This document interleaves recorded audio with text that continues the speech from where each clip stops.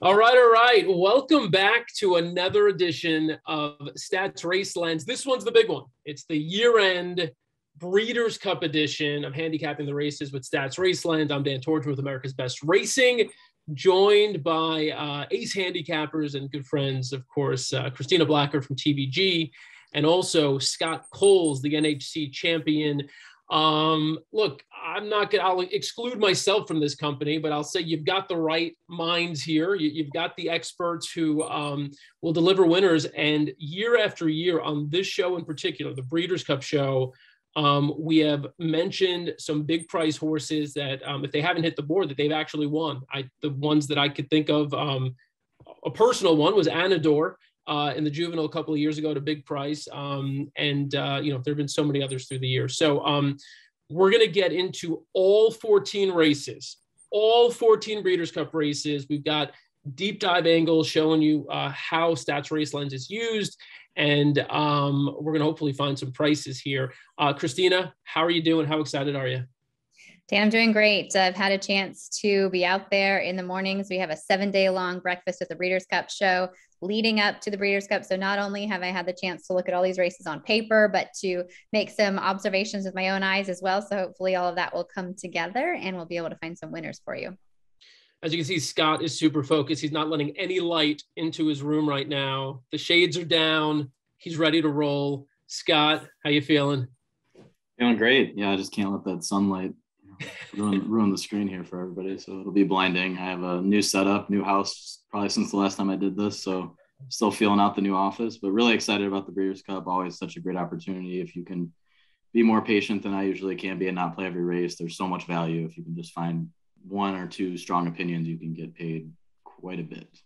Well, congrats on the new dig, Scott. Hopefully we'll all be hitting enough money to maybe make a down payment on a new home or whatever it is that you want to buy out there. There's lots of money to be made. We'll tell you, as we're about to dive into these races, if you haven't used Stats Race Lens before, now is the time. You can get 30% off all Equibase past performances and Race Lens subscriptions using promo code Breeders' Cup. Just go to equibase.com/offers. You'll see it all there. There's also a new customer promo, Race Lens, for 1 month for $1. All you have to do is use promo code SRLM1E. I'll repeat that again at the end of the show. But anyhow, if you don't have Stats Race Lens, you may want to check it out right now.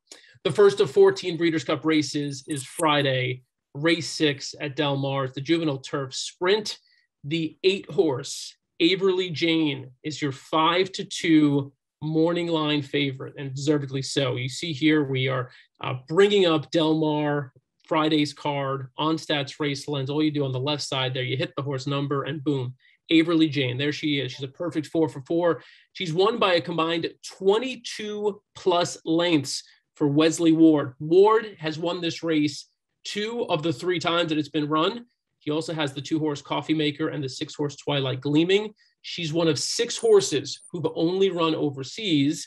So that makes this one a little tricky. I typically stay away from the Euros and the Turf Sprints.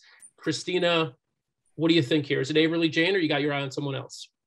I have my eye on another from the Wesley Ward camp, actually. I prefer the 6, Twilight Gleaming. Twilight Gleaming is one that has both international experience and a few races back home. She's a very strong filly. She was a winner last time out over the course at Deauville. You can see that August the 7th race. That was a soft turf course. She's going to get a dramatically different scenario at Del Mar. She'll get some firm turf. And if you look a little further down in those past performances, that May 9th race coming over firm going at Belmont Park, she earned some strong speed figures for that performance. And so I think she is really going to appreciate here at Del Mar. The other note that I wanted to mention is the 1-horse, Dan. If you're looking for a long shot, Twilight Jet breaks from the rail.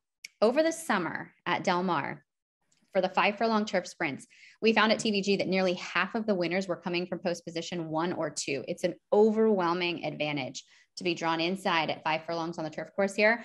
I watched Twilight Jet break from the gate on, I think, Tuesday. He is fast. He has some gate speed and he has some numbers to contend as well. So if you're looking for a big price, I don't think very many people will be on Twilight Jet, and he seems to have the tools and the post position to be successful. All right. That's a good bit of local knowledge there. Scott, what do you think? Where you landed here? I'm actually on the same, I'm looking at the same three horses. I think the most impressive race I've seen recently would be Averly Jane. Twilight Jet was the one I had circled for my long shot as well. The only concern there is that I don't think the horse has ever been around a turn. I think they're all straight races. If that horse handles the turn, that could be huge value. And turf sprints, there's always a chance for some chaos. And I think bigger prices are more often like in short grass races. So I would not talk anyone off using the one. And I'm hoping they let Averly Jane go. It's going to be interesting because both Ward horses have speed. I'm hoping to find an interview where he's going to tell me which ones he's going to send. I'm hoping he doesn't send him, into a duel of submission. So going to be kind of on the lookout, but those are the three that I had also been keying in on. All right. Christophe Clemont, interestingly, has never won a Breeders' Cup race. I found that shocking. He does have a horse in here who I like a lot, the 11 horse, Derrynane, maiden special weight winner on debut at Saratoga, followed up with a bit of a clunker, but that was over a yielding track. The horse then came back to win the Woodbine Care Stakes over firm ground last out, posted a really nice number there. I think with the firm ground and potentially with a lot of speed in this race, this is a horse, assuming she can get over a little bit, could save some ground and make a move late. So I'm into Derrynane. We're going to take a shot with that one, a bit of a price, 12-1. Let's go to race 7, the Juvenile Phillies. We might have one of our biggest favorites of the weekend here, the 6 horse Echo Zulu. Another perfect 3 for 3, installed as the 4-5 favorite. There were several post-draw defections from this race, so it appears she might have scared some of the horses away. My question is, can anyone go with her early? I mean, before we even get to whether anyone can beat her, can anyone go with her at all? Scott, let's start with you here. I mean, not with the pace figures I've seen so far. I think it'll be tough. I mean, Juju's Map, I guess, could give it a go. But other than that, I don't think I'm going to try to get overly creative in this one. I kept trying to make a case for some duel and a closer to come pick it all up. But I mean, Echo Zulu has been so impressive. I'm going to keep an eye on how the workout reports come back for Juju's Map. I know Cox is a little bit high on the horse as well. So, but for now, I'm just Echo Zulu, and I think that horse is just too fast. Got anything creative, Christina?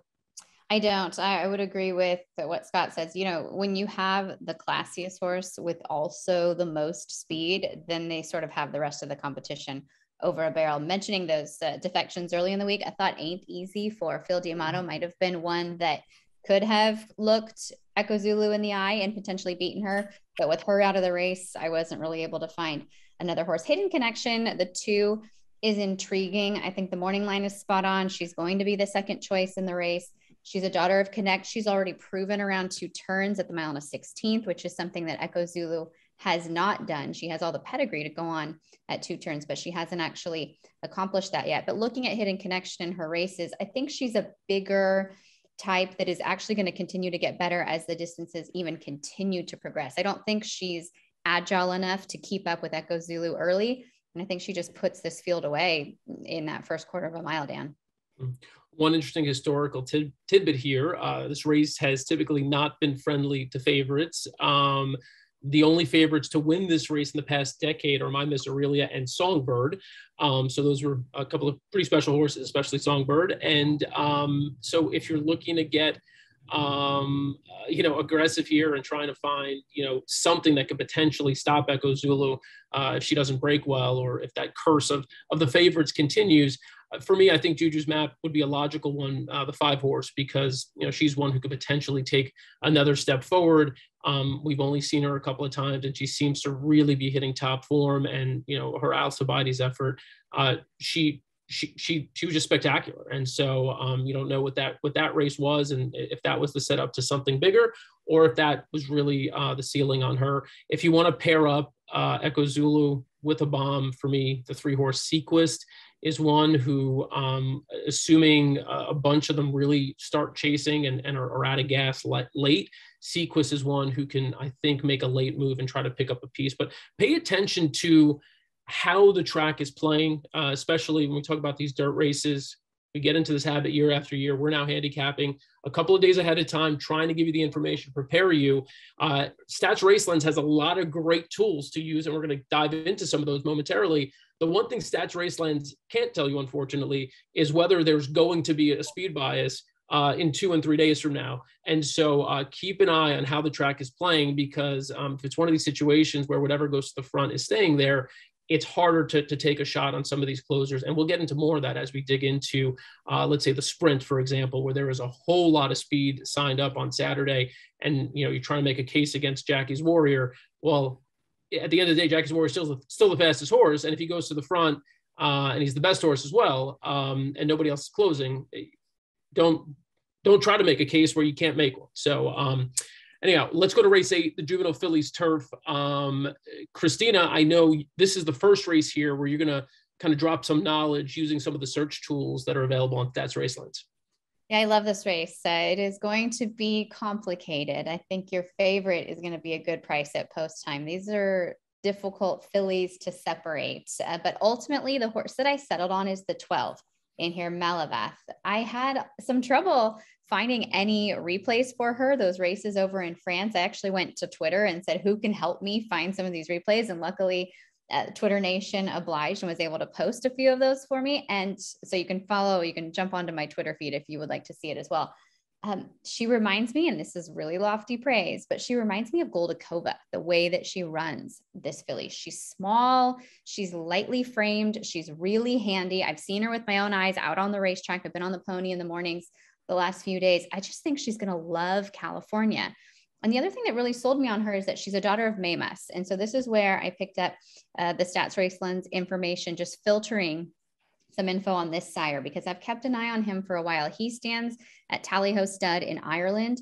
They also stand a sire by the name of Kodiak, and they're both similar. They are not very big horses, and neither are their offspring, and they've done really well in California, Kodiak and Maymus. And I think it's because they're just built to be successful over these tight turns and over the short stretch. So Maymus, if you look at him with his offspring on turf in all stakes races here in California, he's got 32% winners. A lot of that is led by Going Global, as you can see, but I've seen plenty of horses finishing second and third.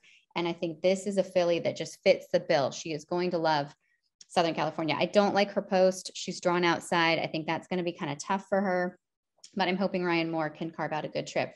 The other filly that wouldn't surprise me at all if she won is the number 5, Bubble Rock.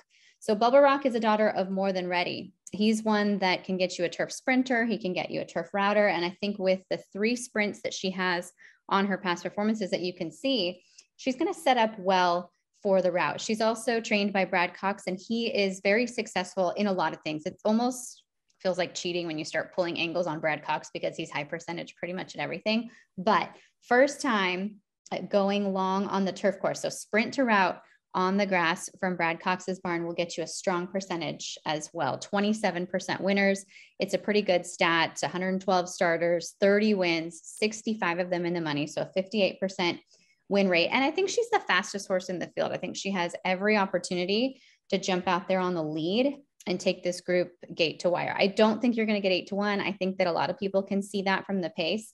So she'll probably be a shorter price, but I do think you'll get a good price on Malavath from that outside draw. And then I just want to throw in a couple long shots because it is one of those races that looks like anything can happen. The number 8, Sail By. I don't think many people are really respecting this filly, and I love the way she runs. Huge long strides. She really drops her head, levels off late. She, again, I'm going to the pedigree here. She's a daughter of a Stern. A Stern is a Darley stallion that shuttles between the US and Australia. He was very precocious. He won quite a bit at 2. And over the last 90 days, he's had 18% winners in the States, including some stakes winners, a young filly by the name of Brandon's My Lawyer. Lots of good runners from this sire here in the US right now. So I think Sail By is going to outrun her odds. And then the other long shot is the 11, Haughty. Chad Brown has a couple horses in here. The one of his that is going to get the most attention is Consumer Spending. She's the 7. I don't really like her. She runs with her head high. She's really reluctant. I don't think she's going to do well in a big field. Haughty, on the other hand, is in the bridle. She's skipping home in both her races. She crossed the wire first in both of them. She was DQ'd and placed 3rd out of that debut. back on September the 17th. But she comes with from a good family who has consistently earned some top speed figures. And I spoke to Chad Brown earlier this week, and he said that her last work is by far one of her best. That was at Keeneland on October 29th. You can see right down there at the bottom of the page. I did pick up the bullet best of 18 on the morning. She's one that's coming into the race in really good form. So you can go a lot of different directions in here, Dan. Malavath will be my top pick, but I will be including Bubble Rock, Sail By, and Haughty on tickets, and maybe throwing in Pizza Bianca as well. This is one of those races that you need some coverage and you can look for a price. Go crazy here. Absolutely. Chad Brown, as you mentioned a moment ago, he actually has dominated this race. He's won it 5 times. Brad Cox won it last year. You mentioned Bubble Rock. Brad Cox also has the 4-horse Turner Loose.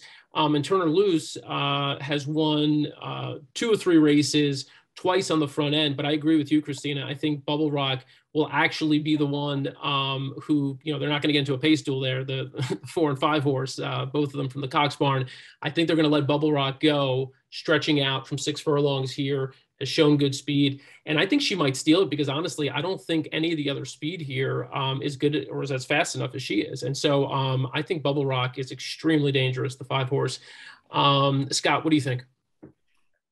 Yeah, not to be boring, but I actually had the 5 circled as well. No way I'm singling anyone in this race because it could just be chaos. But the one thing I do with the younger horses on the turf in stakes races, I do prefer them to be a little bit more forwardly placed than I would as far as like when you have a bunch of back class and the older stakes. So I do think that's an advantage. If Bubble Rock likes the mile distance, I think you could see a pretty big performance. All right. The big one on Friday, race 9, the Juvenile. Winner of this race, of course, will be declared your leader in the clubhouse heading into 2022 for Kentucky Derby contenders, at least the Breeders' Cup Juvenile. There is a Juvenile Classic double that you can bet over the 2 days. I think it's an interesting bet, and I actually might play that bet because I like a long shot here. Your favorites in this race drew inside and outside. So there on the screen, you see Jack Christopher. So he's the beast from the East, right? You might remember that was also Christina's stone cold lock last out in the Champagne Stakes when we did this show. So Christina, tip of the hat to you. He's dominated. He's 2 for 2, and he's going to be tough. But the rail draw could get tricky. Out in the 12 post, it's the best from the West. The 12 horse Corniche, also a perfect 2 for 2.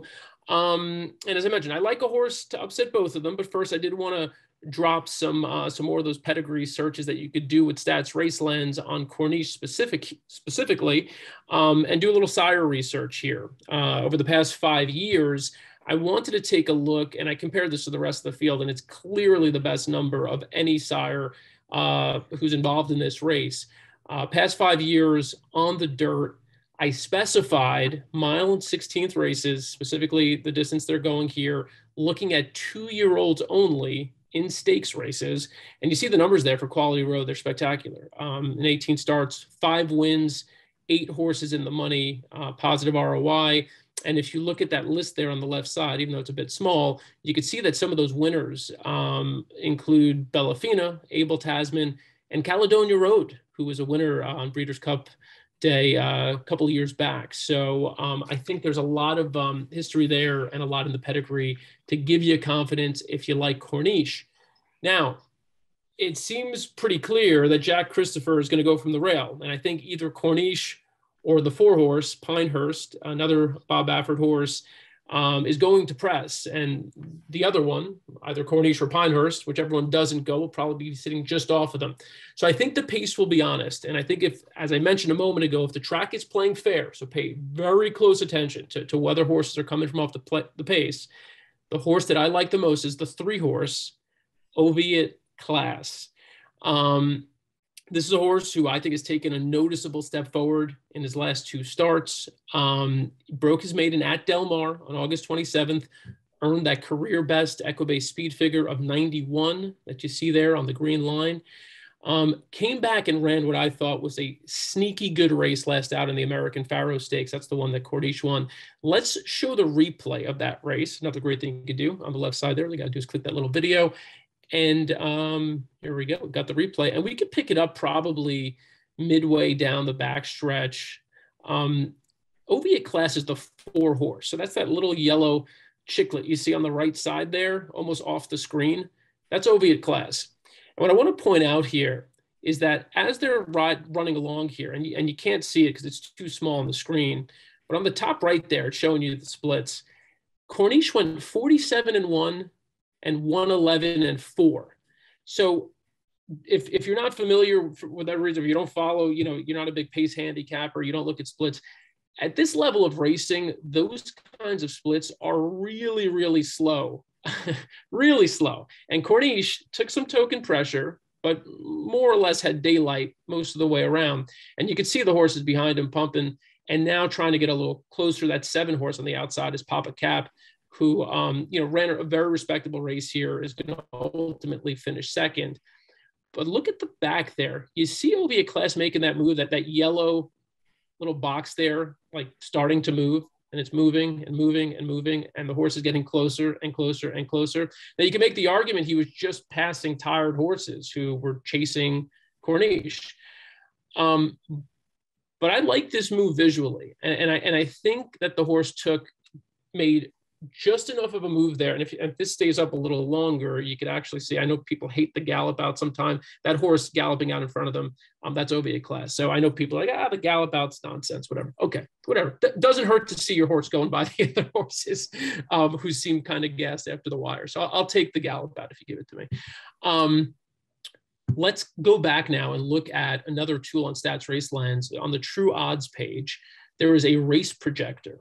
And if you remember a moment ago, I told you, I gave you the splits for that previous race that were slow early.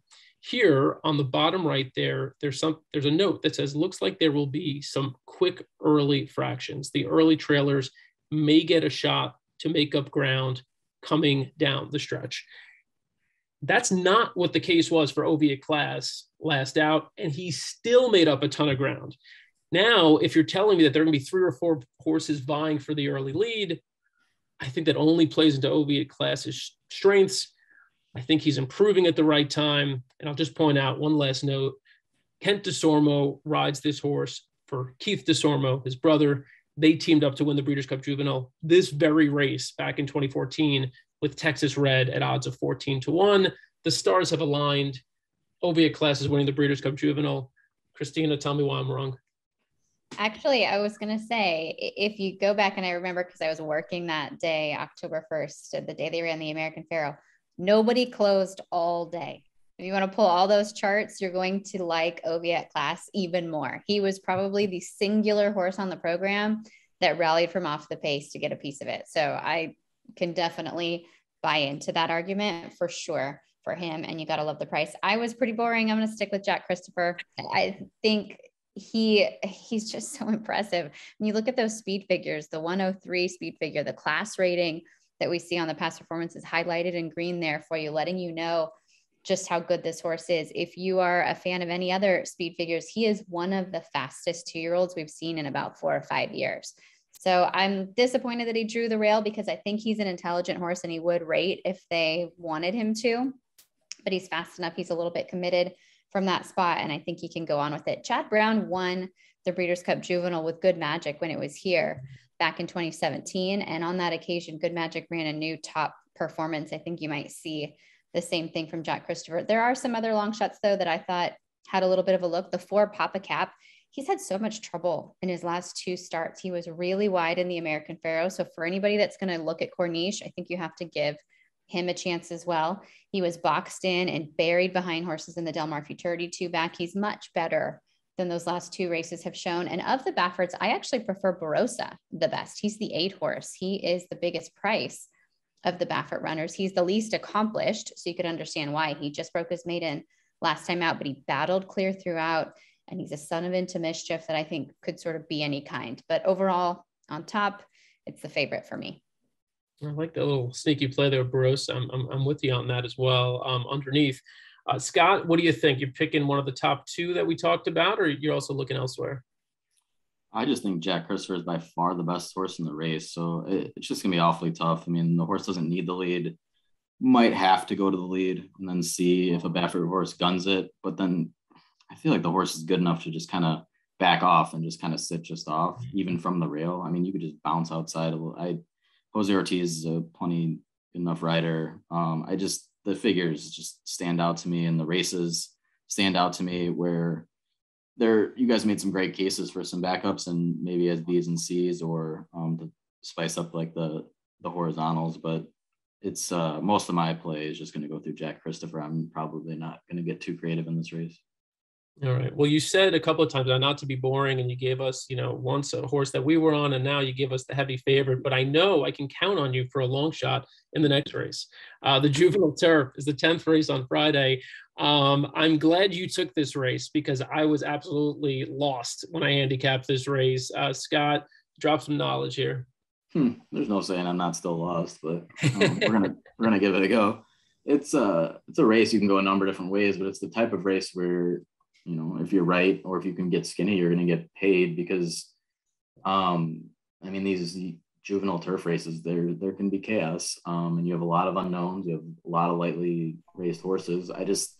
For me, the number 3 Dakota Gold is just a horse I'm very interested in. If you can see in the PPs that the circled figure means the best figure of any horse at this distance and surface. So it's got the best equipoise figure for this type of race. And then if you go over to the True Odds page, we can talk about pace. The 16 is what they have on the lead. But the cool thing about stats, if you sort this by run style, if you click the run style tab, you'll see that's the only E in the race, but you can click the little I on the view options because that's an also eligible. 16 is awfully tough to get in a race like this. And the cool thing about stats is you can just take that horse out and look at the pace structure now, and now you have the 3 possibly loose. Now, the one thing I will say is that I've heard some things about, you don't have all the European information here, and I've heard some things that the number 1 Modern Games is very fast. And if that's the case, from the rail, there's a good chance that Modern Games will go to the lead. You see a little U on the run style for a bunch of horses in this race is the problem with trying to predict it, unless you are extensively researched in the European form in knowing the tactics. You don't know what they're going to do, but there's a good chance the 1 is awfully close. But if not, out of all the horses we do know things about, Dakota Gold has shown the ability to be right up front. And I think that's very dangerous in a race like this. If they just kind of ignore Dakota Gold and Dakota Gold takes off. In 2 races, you've seen dirt, you've seen turf, you've seen being close, you've seen having to come from a little bit off. It just done so many things, passed so many tests in just in a small sample size. And then you have Saez jumping back on, and I think Saez is one of the best riders in the country, super aggressive. I just think everything kind of lines up for this horse to continue to move forward. And, I do prefer East Coast turf form many times. So if he likes the turf course, you're going to get a fair enough price in a race like this that if you can get skinny with only using a couple, it's worth so much, especially in the exotics and the multi-race wagers. So this is the one I'm keying in on, but there's just a lot of research to do still about, and hopefully some more information comes out about the European horses in the form. But Dakota Gold is the one I'm most interested in. And speaking of the Europeans, they've won 9 of the first 12 editions of this race. So Europeans have done well in this race. US-based runners have won the past 2 years. Fire at Will pulled off the upset last year. But Europeans finished 2nd, 3rd, and 4th and 5th behind him, actually. They're all stacked up behind him. No California horse has ever won this race. By the way, I'm getting a lot of this information. I didn't just kind of come up with this from a really handy tip sheet that you can find on America's Best Racing, americasbestracing.net. It's got a lot of history on all the races, the rundowns for each race and all that. So slight plug here while I'm going through this. You sent me that link. I'm going to use this on TVG too. Oh, I absolutely will. Yeah, it's really good work. John Piasek, my man, did some really nice work, kind of pulling historical tidbits for each race. And it's really, really interesting to look at. We talked about the Europeans doing well in this race. The 14-horse Dubawi Legend, I think, was pretty widely regarded as the horse that made the most sense coming in from Europe, won on debut by 5 lengths. going 7 furlongs on the turf. In his most recent, he was beaten just 2 lengths in the Darley Dewhurst. But with that post, I think a lot of that support is slowly drifting away from Dubawi Legend. Christina, are you looking for another European, or did you see someone based stateside who's kind of caught your attention? Yeah, I would agree with you on the post position for Dubawi Legend, because I was really intrigued by this horse, but I think that post position really does hinder his chances significantly. And that the horse that beat him last time, that Native Trail, he's undefeated. That horse is a monster. That horse looks like he could run this race 2 times and beat everybody. So Dubawi Legend definitely has some class about him, but I think the post position hurts him. I liked a couple of horses that are drawn pretty close to the runner from Danny Gargan's, to Dakota Gold, who Scott was talking about. And I actually spoke to Danny this morning, and just speaking of kind of speed figures, he's checked everything. And he said, look, whether you're looking at the Equibase speed figures, whether you're looking at Thorograph, whether you're looking at Ragozin, Dakota Gold comes in as one of the fastest horses. So he is definitely dangerous. Tis the Bomb, the number 4, is a horse that I have followed for a very long time. I think he is hugely talented. He's the winner of the Bourbon last out at Keeneland. And one of the things that you can't get in the past performances is to know that he actually broke through the starting gate prior to the start of that race. It's not something you see very often, a horse that breaks through the gate and then comes back to win, and especially a 2-year-old. He's a son of Hit a Bomb. He does get really, really warm and washy, not only in his races, but also in the mornings. I'm a little concerned about that, just because this is the biggest stage that he's going to be on and the most amount of people that he will be in front of. But do note that, if you start to see that, it is pretty typical for him. The other horse I thought had a live look, Dan, was the 5 Slipstream for Christophe Clemont. Maybe he can get his first Breeders' Cup victory. This is another offspring of More Than Ready, similar to what we saw with Bubble Rock trying the route for the first time.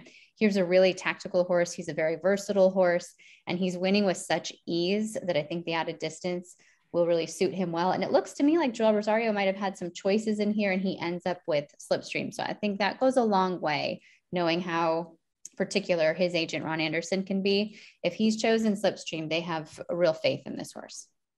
Well, I'll tell you, I actually flew out on the same flight as Joel Rosario. He didn't know I was on the same flight because I didn't, go up and talk to him or anything. I didn't want to bother him, but I think he's got a fresh haircut. He's looking good. Looks like he's ready to take a bunch of pictures this weekend. So, look, that's information you won't get anywhere, not even Stats Raceland. So, yeah, you got that from me.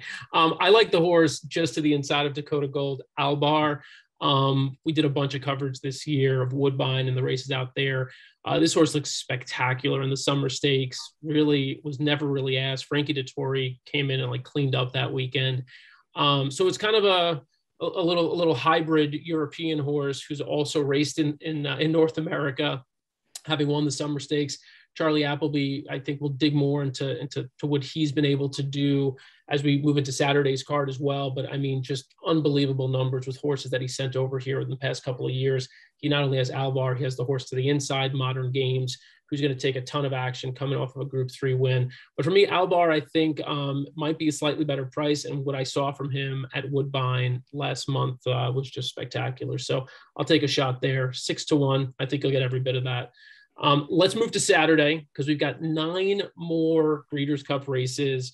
The first one on Saturday is probably not the best betting race of the day, so we could probably make it pretty quick. We're talking about the Philly Amer Sprint. There were initially 6 horses in this race. On Twitter, I saw that Estilo Talentoso will be withdrawn from this race. So that leaves us with 5 horses, so just a field of 5. And it all goes through the horses listed at 3 to 5 in the morning line. Gamine, she's 9 for 10 lifetime. There's no one in this race that can go with her early. Even if she stumbles out of the gate, she could still recover and open up a 5-length lead. So I don't know. What do we do with this race from a betting perspective?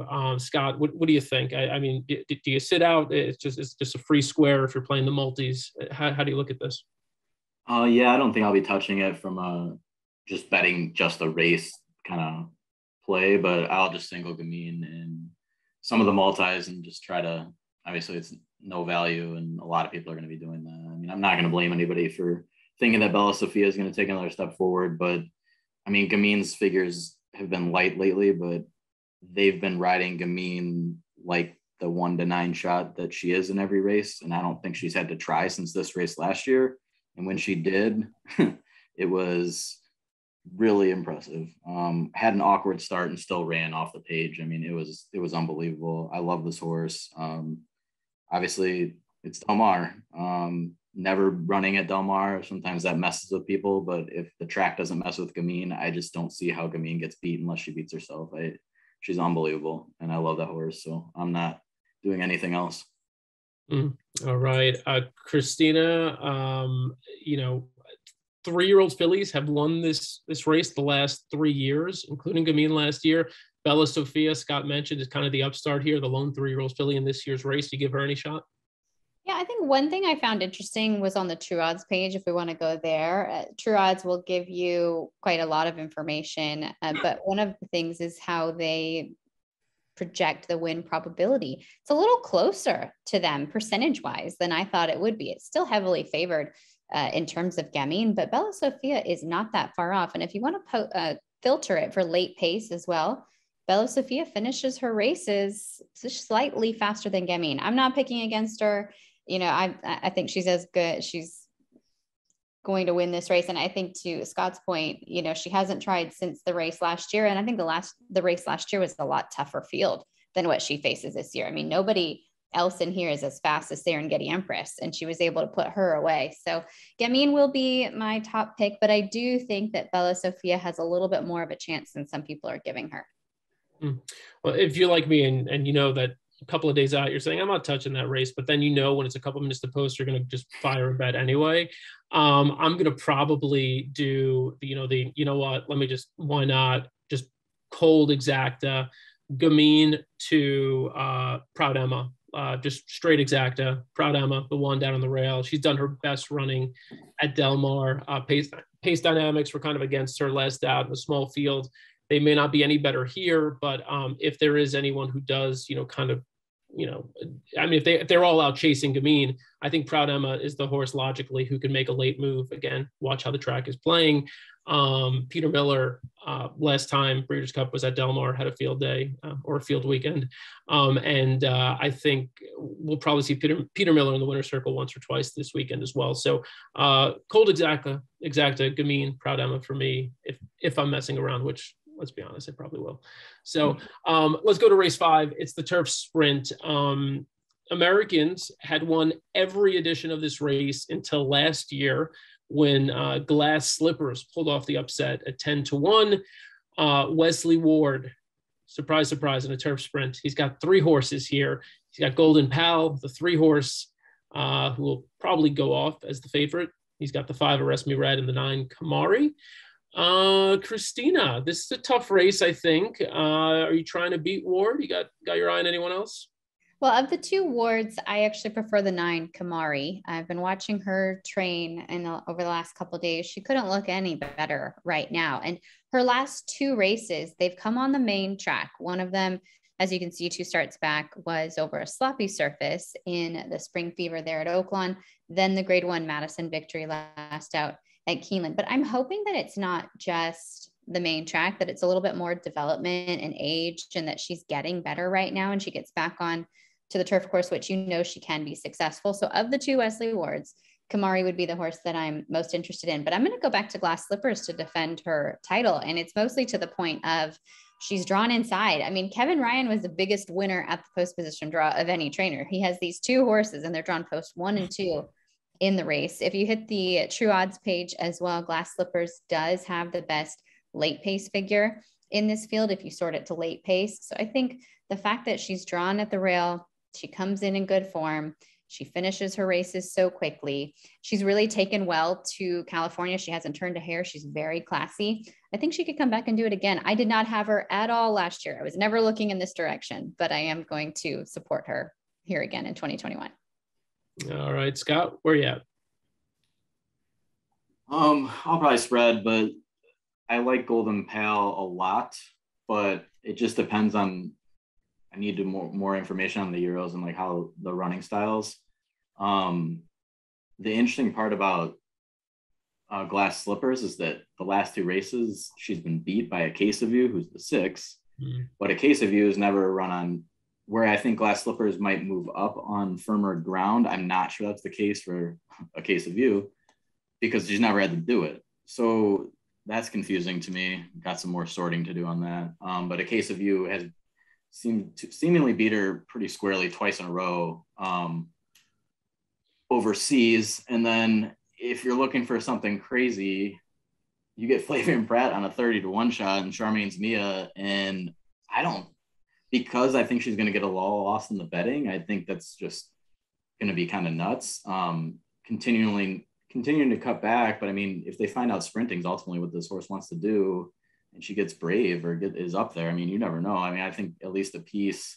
So that's intriguing to me. Also, there's a lot of, I've liked Gear Jockey a little bit as well throughout the year or two. And they think, the barn thinks they've kind of finally found out what this horse wants to do, drawn outside of the other speed. So we'll see. I think it's a race. If you ran it 10 times, you might see 8 to 10 different results, but that's the beauty of this weekend and the beauty of a turf sprint on a day like this. There's so many ways you can go. So going to try to look for some value and play it a number of different ways, both horizontally and vertically, and, kind of see how it shakes out. Yeah. Your point on Gear Jockey is well taken. I think the horse is in career form. It's clear that they've sorted the horse out as a horse who was, in the Breeders' Cup Juvenile Turf a couple of years ago, didn't run badly at all, finished third, and at a big price too. And I think is really just kind of absolutely hitting his stride now, sprinting. So let's also take a look real quick at the 8-horse Caravel. If you follow me on Twitter, Scott was talking about his horse crush earlier. Caravel for me has been the horse I've been in love with for about 2 years now. And then I was really in love when I saw her picking up, stake after stake earlier this year. She moves over to Motion, bought privately by Bobby Flay. And, Motion's like, well, heck, let's try her in a grade 1. Let's send her to Woodbine. That's confidence for Motion. And, she obviously disappointed that day. She went off at a really short price and then just kind of moved a little too early. She doesn't want to be on the lead, and she found herself up close early, and I think that played against her. Then in the last race, the Turf Monster at Parks, a really wacky result in that race. But the thing to note on the left side there, that GD, good ground.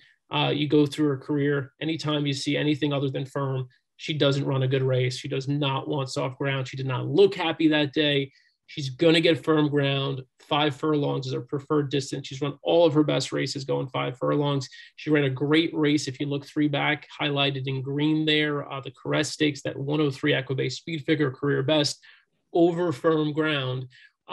Caravel, my only concern at this point with her is that I feel like other people have noticed some of these things, and she may go off at closer to 12-1. If I get over 10-1 on her still, I'll be happy. There was a point where I would have happily taken 5-1 on her a couple of months ago in this race. But now I kind of want something a little better. She is a little bit of a buzz horse. And I feel like that's where things are trending. So, by the way, just because I respect both of your opinions so much, do either of you have thoughts on Caravel? Am I getting overly excited for nothing? I don't think so. And I think, Dan, part of the idea behind the Highlander, Bobby Flay is a real breeder too. He focuses on racing, but he focuses a lot of his operation on breeding, and he's had a lot of success in the sales ring internationally and here in the States. So even though she didn't win the Highlander, that was a win for them because she's now grade 1 placed. Mm-hmm. And that goes a long, long way. But I agree with you. She's going to like it here at Del Mar. She's one of those distance specialists. She's 5 for 6 at the distance, and a horse that I always believe a horse that can be successful at Monmouth can be successful here at Del Mar. It's very similar. I would always kind of look to those Monmouth type horses to come and perform well here at Del Mar. A course that I think doesn't work as well, and I know you like a few horses coming in from Woodbine, is Woodbine to Del Mar. Those big sweeping turns, that long stretch, you can't get any different, the Woodbine turf course versus the Del Mar turf course. That's a good tidbit to sneak away. Considering Scott is like averting my gaze, I'm assuming he doesn't like Caravel at all. Oh, that's not true. I think you can go a number of ways in this. I was looking a little bit closer. I think you did bring up some good points about races that you can toss. And obviously everybody's going to see the distance at 5 for 6, but there's also a lot of players that kind of just aren't forgiving of a bad race. And last race, if seeing that figure from the last race, some people will just not even consider because of that. And there's a lot of dead money in pools on weekends like this. Like, it's just kind of like Derby weekend where you just have people playing lots of money that shouldn't be playing lots of money. And that's why it's great for everyone else. And, you know, they're going to ignore a horse like this because they see one bad race and, you know, never been to Del Mar. So I think those are all good points. And, you know, it's hard to talk you off of any horse in this race because it's going to be so competitive. So I think we'll watch the board and see how much buzz the horse actually gets. But I mean, with all the other horses in this race, I mean, you should get double digits and hopefully more than your 12-1 that you're talking about. So we'll see. Well, fingers crossed there. One horse who will not be 12-1 at all is Life is Good. Race 6, the Dirt Mile, your favorite in the race. Look, Life is Good has had quite the adventurous year, but he is he's must-see TV. He is one of the horses this weekend that you could include in the list with Latruska and Jackie's Warrior, who everyone is looking forward to seeing and considered widely to be one of the horses that's unbeatable in the Dirt Mile here. Christina, what do you think? I mean, was there any case you could make maybe on pace? I mean, Ginobili obviously has speed. Is that a horse that you're looking at? Is there any horse here you think could upset the apple cart? I do think so. I actually think that I'm a real believer kind of in form cycles. And I think that Life is Good, even though he lost to Jackie's Warrior 2 starts back in the Alan Jerkins, I think that race really kind of took the starch out of him a little bit. He came back with a win, but he came back with a win against some softer horses in the grade 2 Kelso. So I think he's on a little bit of a regression, and I am going to play against him. I like Ginobili. You mentioned the 3 horse in here for Richard Baltus. Here's a horse that I think conversely is getting better right now. They ran him a mile here at Del Mar 2 starts back. It was against softer company, the allowance level, but that was a devastating win for him. He was 9 3/4 of a length clear that day. They came back in the Pat O'Brien, knowing that they didn't necessarily want to cut him back to 1 turn, but that was the win in your in event for this race. So they needed to get him in there if they wanted to have the opportunity to make sure he had a spot in the Breeders' Cup, and it worked out. He was the winner that day. He was able to win around 1 turn, and he's a horse that I think they've had a lot of trouble keeping him sound and keeping him 100%. As he's gotten older, he's gotten a little better. He's a little more sound these days. So I think Ginobili can definitely beat Life is Good. He's my top pick. All right, Scott, are you going to be as daring? I'm not. But so Ginobili is a tough horse for me to figure out. I will be very interested to see what the clocker gradings are for that horse and see how the horse is working. I mean, those 2 figures, the last 2 races were just so much better than all his other races that sometimes I have trouble like understanding how that happened, but now you've seen it twice. So when you've seen it once, I'm usually against. When you've seen it twice, now you start to wonder, is this horse really, did they figure something out? And will there be a challenge? I mean, Life is Good. I just thought that horse was going to win the Triple Crown. I was so high. So sometimes maybe my personal bias gets in my way of seeing another option. But I also think the figure was late last race, but it's kind of like Gamine sometimes where the horse was 1-20. And I feel like they rode Life is Good like a 1-20 workout. So I can see either one. I mean, that race, Life is Good. I mean, I'm not sure if Mike Smith lost the rate, like the mount because of that, but he kind of thought he had it and kind of didn't and let Jackie's Warrior come back. So, I mean, it'll be interesting. But I just think Life is Good. If it's the real Life is Good, I think that horse is one of the best horses in the country. So it'll be a fun race if Ginobili keeps moving forward. But most of my play, I think, is going to go through Life is Good. We take a look at the True Odds page really briefly. Wanted to show on the left-hand side there, Scott pointed out this feature earlier. We can list these horses out by run style. And when you hit the run style button, you can see all those E's there. That's early speed. They have Life is Good there, who we've mentioned. 8 Rings, I'm not sure is going to be necessarily on the lead, but will be close. Jasper Prince, another horse shipping in we don't know too much about. Ginobili, as we know, has speed. Restrained Vengeance, some speed. So a good amount of speed here being projected. At the end of the day, Life is Good is probably the fastest horse, but when I see that, I'm definitely looking for a horse who is maybe not going to be as hard sent early and who can pick up some pieces. And if not, Catch Life is good, round out a nice exacta. And so if you keep working your way down the list, once you get past all the E's and the EPs, you do have Snapper Sinclair, who's listed as a presser, but really is going to be more of a closer in this role. And Silver State, who's an accomplished horse this year, who's going to be sitting off the pace, has the rail. For me, I think when I'm putting a bet together here, I'm leaning completely on that run style list. And I think it actually gives you an opportunity to envision how the race might unfold. You're going to have all these horses chasing Life is Good. And then just, again, if the track is playing fair, you're going to have a couple of horses kind of making late moves. And I think Silver State and Snapper Sinclair are the obvious ones. I don't know too much about Ping Shang. I don't. Does anybody have any info on that horse? Christina, you'd probably be the only one. No, I mean, the horses have been here for a long time, all of the Japanese runners, but I think they have a better shot a little bit later on the turf course. I'm not sure that this is the race for them. Exactly. It probably isn't. So we'll get back to those when we get to those races. But yeah, for me, maybe just exactas. Life is Good over Snapper Sinclair. It's just such a fun horse too. I mean, just an awesome horse. And then Silver State. All right, we can move on to the seventh race. It's going to be the Breeders' Cup Filly and Mare Turf. Super fun race to handicap. And fortunately, Christina, I believe you were brave enough to pick this as one of your deep dive analysis races.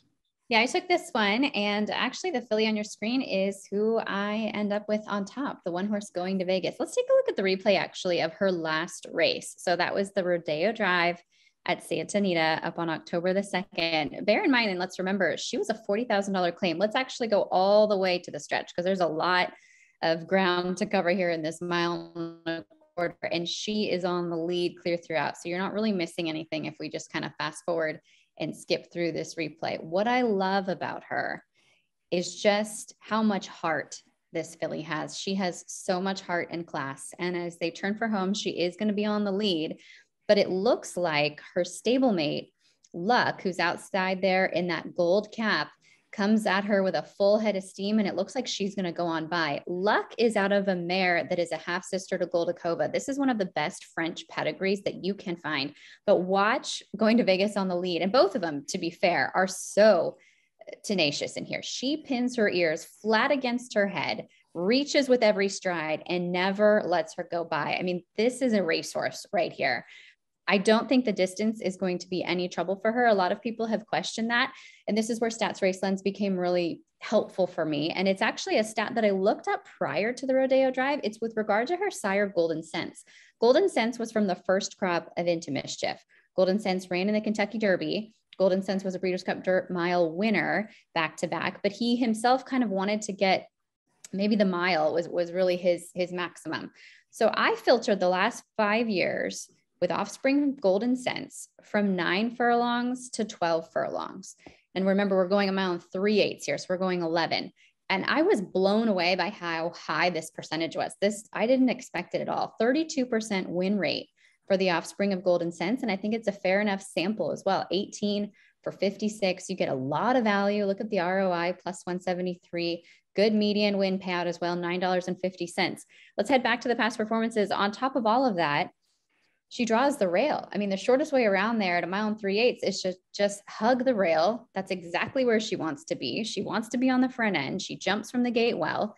And I think if you kind of look through her past performances, it looks like she really got better when they took the blinkers off. That was a key move. Last thing I'll show with regard to her is the True Odds page.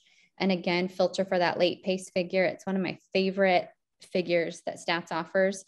She has the strongest late pace figure in this field. I really like Going to Vegas in here. I think a lot of people will underestimate her. She is going up against some Europeans, and the Euros have done well in this race, but I think she has the tools and the pace and the post position to potentially upset and end up a winner. A couple other horses I just want to mention as we go back to the past performances. The 4, Rougier, she comes out of an effort in the Prix de l'Opera over in France, as does Daria, who a lot of people will be keeping an eye on coming back in the race again this year. I thought looking at that replay, and we don't have to show it, but just for everybody to bear in mind, looking at that replay, to me, it seemed like it was the last bob of the wire that Rogier got her nose down in front. Adaria had some trouble. She was in behind horses, couldn't quite get out. I think these two are really close in ability. So if you like Adaria, I think you have to give Rogier a little bit of a chance as well, and vice versa. And then the other horse to mention is the 8 horse, Love's Only You. So back to kind of the discussion of horses coming in from Japan. I think this is their best chance. If Japan is going to come away with a win at this Breeders' Cup, one of the things that really kind of pushed me in her direction is all the green that you see on her speed figures. She comes out of some of the toughest races class-wise, and Stats is going to highlight that for you. You can see the green highlights around some of her figures, the class ratings. She comes in with some strong credentials. She's been here for a long time, which I think bodes well for her. She's had plenty of opportunities to get accustomed with her surroundings. And they do a lot of track work, the Japanese horses. They're out on track for probably over an hour. That's routine for them. They walk for quite a bit. They jog for a while. She put in one of the strongest gallops on the Wednesday morning training time that I've seen from any horse. So she's very, very fit. And if they are going to come away with a win, it might be her. But going to Vegas, I love her. She's one of my favorite horses just anywhere. I'll admit I'm just a fan, but I think that the numbers back her up. Yeah, by the way, those Japanese, not homebodies like us Americans. We're in the barn. We're at home all day. We never go outside. Europeans have, you mentioned Odaria, by the way, if she wins, she'd be only the second horse to win this race, the Philly Amer Turf, 2 times. The other was Ouija Board, but she would be the first repeat winner in the race's history. Europeans have won 4 of the last 5 editions of this race. The last North American horse not trained by Chad Brown to win this race way back in 2011. That was Perfect Shirl.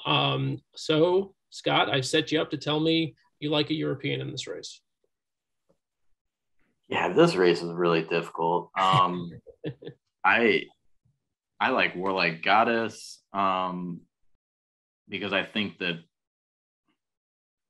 don't love Leberu as a jockey always in these types of races, but I do think the horse's form, at least for the U.S. form, is great. You have the 12 as the defending champ. I've always been a fan of My Sister Nat, the 9.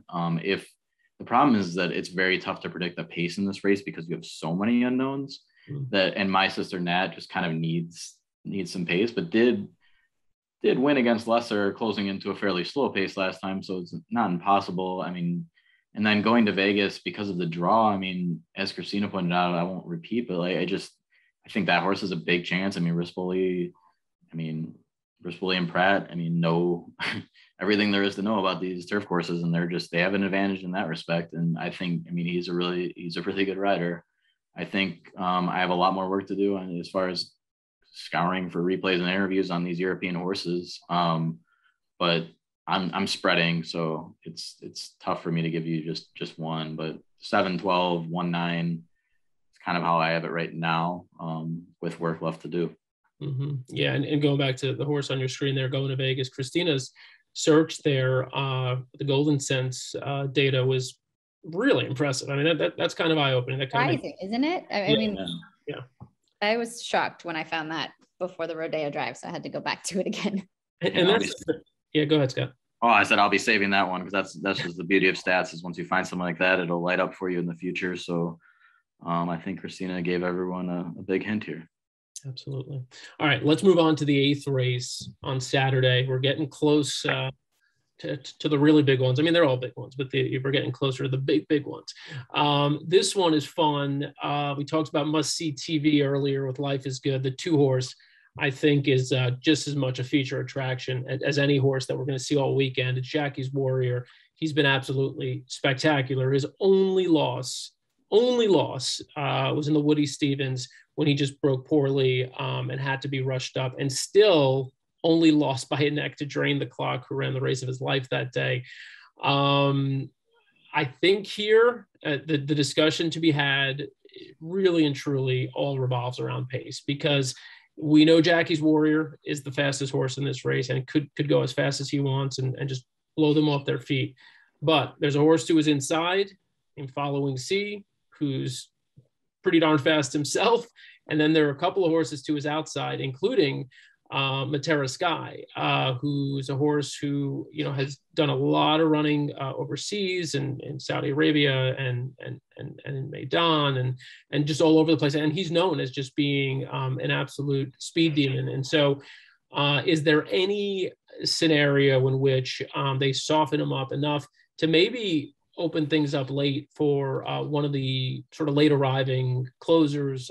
One that stood out to me was Aloha West, the 5-horse. But before I jump into anything, let me kick it to Scott. Scott, how do you see the first quarter mile of this race going? Because really, I think that'll dictate who wins the race. If you want to go after Jackie's Warrior early, you're going to lose. So I wouldn't. I mean, why would you even? I mean, Following Sea was in the race 2 back in the Allen Jerkins. I mean, and Jackie's Warrior threw down with Life is Good, had to come back, and Following Sea was still 9 lengths. I mean, back at the end. I mean, good luck. This horse is unbelievable. Going 1 turn. So I don't think there's much else to say. Like not even gonna mess around here. Don't even bother. All right, Christina, how about you? Taking any chances?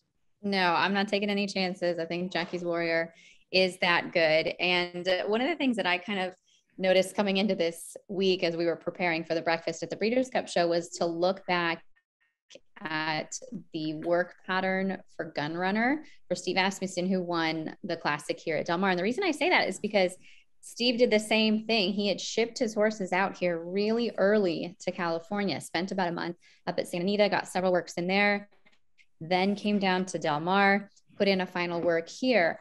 I think that formula was very successful. I think he realizes, especially with a sprinter, how much speed you have to be competitive in Southern California. And I think training over the tracks here for a while gives you a huge edge. So here you have a classy horse, you have the classiest horse, you have the fastest horse, and you can sort of, as Jerry Brown says, treat him like a local because he's been here long enough that he's going to be able to, you know, call on that fitness that he's gained in the morning. So yeah, I think he's that good. The bomb that could come from out of the clouds and get a piece of it, I think, is Lexitonian. He's so difficult to predict. He's in and out and in and out. But if you follow the pattern, he's going to run a big one. And he likes Del Mar. And he lost by an inch in a grade 1 Bing Crosby here last year. So maybe he gets a piece of it if you want to try to find a price to round out your exacta.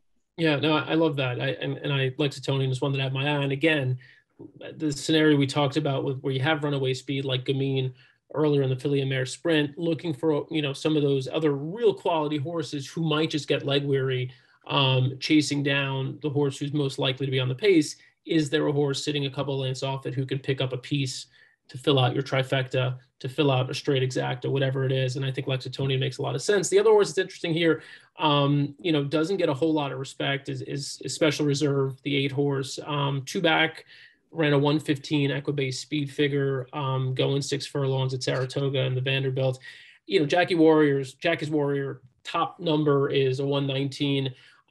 You know, this horse is not far off. I mean, he's consistently running big numbers. You look at where this horse is finished, they're all 1s and 2s there. I mean, the horse does not run a bad race and was, you know, beaten by Lexitonian in that Vanderbilt after really chasing a very hot pace and being wide for most of it. And that's not where you wanted to be. You wanted to be on the rail. And that's the only reason why Lexitonian came back on him. He was on the rail that was just super friendly that day to horses on the inside.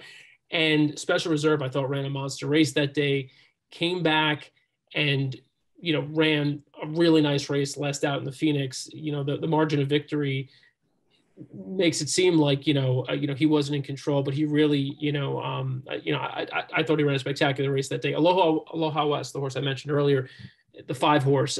This is one who's improving race to race. Wayne Catalano, always fun to see him on big weekends like this because he's a fun guy and, you know, he'll make the most of the weekend. I don't know if he's up against it. The horse just needs to, I think, prove that he can hang at this particular level. But if you're looking for a horse trending in the right direction, Aloha West is that horse. And you know that if there's going to be horses closing from off the pace is hot early, Aloha West is one who figures to make a late move. So keep an eye on that one. All right, race 9. Moving along here.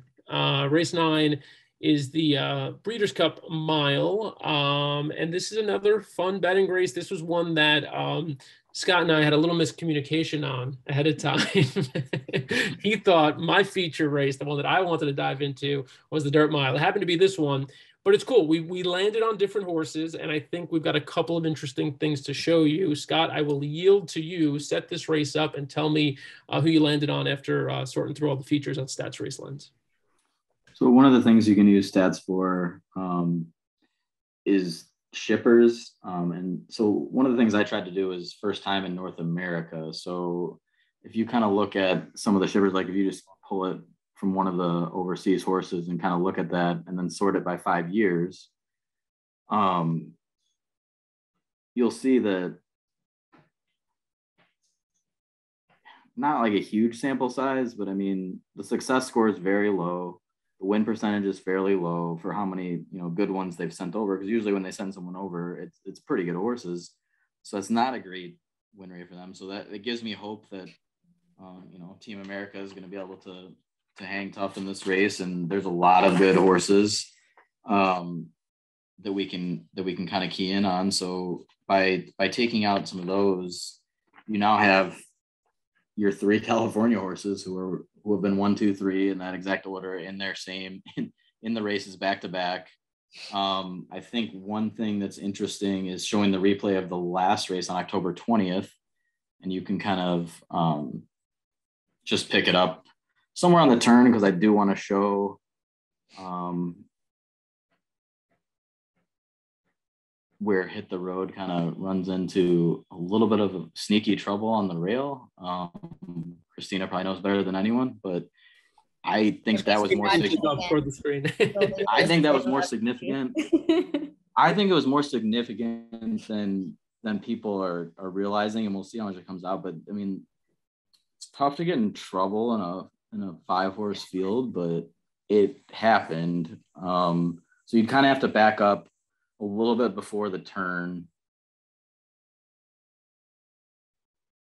to see it, and you'll see Hit the Road's the 3-horse right there, and kind of is looking to kind of go through and has to back up a little bit. While now Mo Forza has the jump, and that is significant because it's a 5-horse race, and now Mo Forza has no chance of getting in trouble, and Hit the Road kind of has to take back a little bit. And I think that's significant. I think there's going to be more pace than these races there's been lately. So that's why Smooth Like Straight is going to have to, has not been holding off Mo Forza in these races. And Mo Forza looks like the horse is doing it very easily.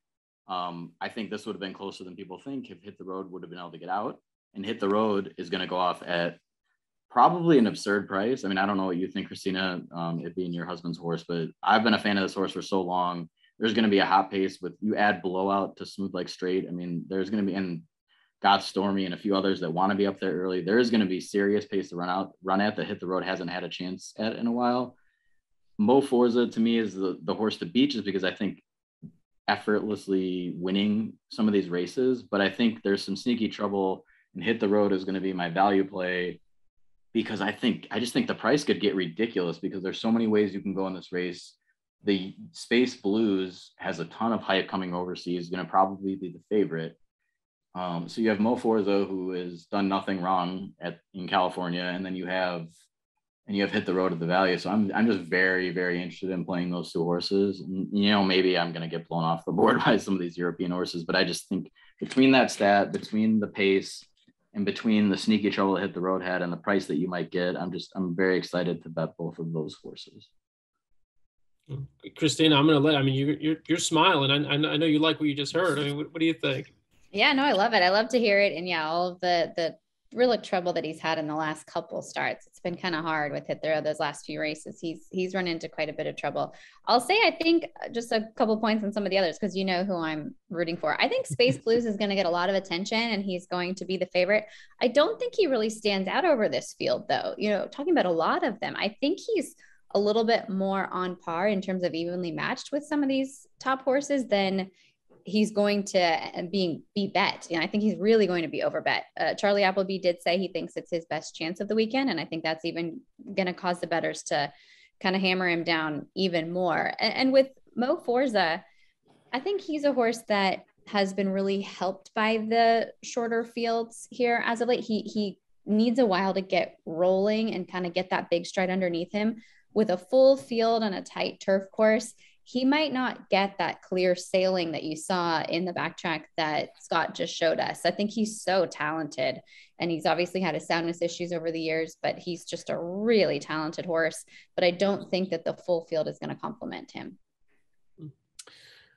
Scott referenced, some of the pace there with Blowout and Smooth Like Straight. I mean, they're two pretty clear-cut speed horses, but I'm not seeing a whole lot else that's going to go with them early.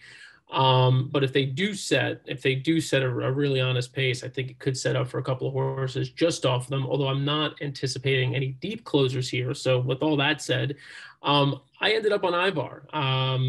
Don't love the 14 hole, but this isn't a horse who's typically forwardly placed anyway, so I don't think the 14 post necessarily crushes Ivar. I think he can get over and potentially build upon what I thought was a sneaky good race last out in the Keeneland Turf Mile. If we could, let's pull up that replay. This is Ivar's first race back since May. So he's off long layoff. He's the 6th horse, and we could kind of push ahead a little bit to about sort of going into the turn maybe. And you could see that Ivar does make a pretty, so it's going to be a little, he's on the outside there. Okay, so now if you watch it from here. So right there, he's sitting about 1, 2, 3, 4, 5th between horses.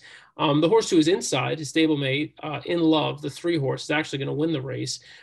He ends up being super patient here. In Love.